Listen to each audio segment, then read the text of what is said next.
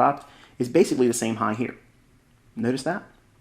So retail traders see this and they trust it as what? Resistance. So the books always say, put your buy stop, if you're going to go short, right above a clear level of resistance.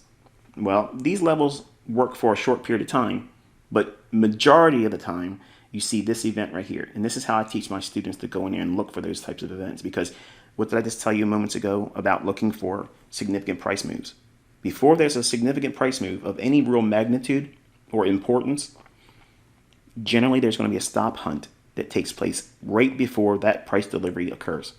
So what does it look like? You have relative equal highs, this high and this high. The market goes up when we're what? We're expecting lower prices on that weekly chart.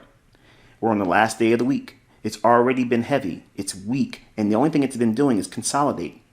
And the first thing it did was broke out to the downside, tripping what? Traders in a breakout to go short. So now they have traders caught on the wrong side, offside, and now they want to take the market up here, where those buy stops are going to be resting for those that were smart enough to sell short here or here and didn't get out below here. So the larger pool of liquidity is going to be resting here because it's in sync with the downtrend, and everybody that was short the day before, they seen this high form, and once it broke below this low here, they all rushed and trailed their stop loss right above that.